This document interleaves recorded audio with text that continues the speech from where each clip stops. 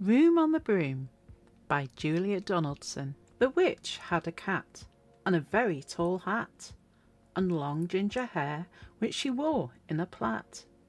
How the cat purred, and how the witch grinned, as they sat on their broomstick and flew through the wind, and how the witch wailed, and how the cat spat, when the wind blew so wildly it blew off the hat. "Down!" cried the witch, and they flew to the ground. They searched for the hat, but no hat could be found. Then out of the bushes, on thundering paws, there bounded a dog with the hat in his jaws. He dropped it politely, then eagerly said, as the witch pulled the hat firmly down on her head, "I am a dog, as keen as can be. Is there room on the broom for a dog like me?" "Yes," cried the witch, and the dog clambered on.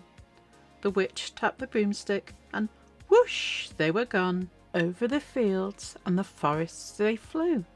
The dog wagged his tail, and the stormy wind blew. The witch laughed aloud and held on to her hat, but away blew the bow from her long ginger plait. "Down!" cried the witch, and they flew to the ground. They searched for the bow, but no bow could be found. Then out from a tree, with an ear-splitting shriek, there flapped a green bird with the bow in her beak.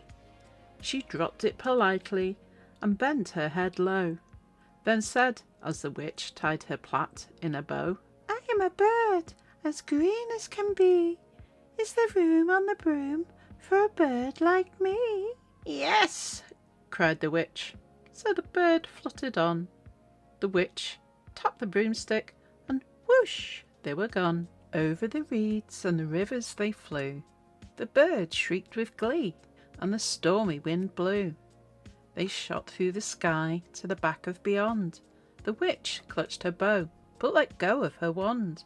"Down!" cried the witch, and they flew to the ground. They searched for the wand, but no wand could be found. Then, all of a sudden, from out of a pond leapt a dripping wet frog with a dripping wet wand. He dropped it politely, then said with a croak, as the witch dried the wand on a fold of her cloak, "I am a frog, as clean as can be. Is there room on the broom for a frog like me?" "Yes," cried the witch. So the frog bounded on. The witch tapped the broomstick, and whoosh, they were gone. Over the moors and the mountains they flew. The frog jumped for joy, and the broom snapped in two. Down fell the cat and the dog and the frog. Down they went tumbling into a bog. The witch's half broomstick flew into a cloud, and the witch heard a roar that was scary and loud. "I am a dragon, as mean as can be, and I'm planning to have witch and chips for my tea." "No!" cried the witch, flying higher and higher. The dragon flew after her, breathing out fire. "Help!" cried the witch, flying down to the ground.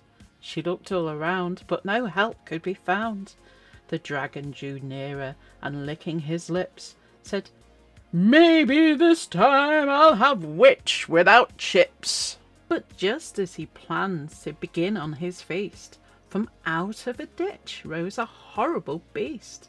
It was tall, dark and sticky, and feathered and furred. It had 4 frightful heads, it had wings like a bird, and its terrible voice when it started to speak was a yowl and a growl and a croak and a shriek.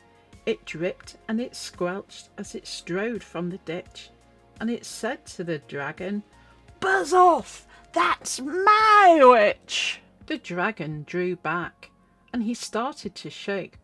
"I'm sorry," he spluttered. "I made a mistake.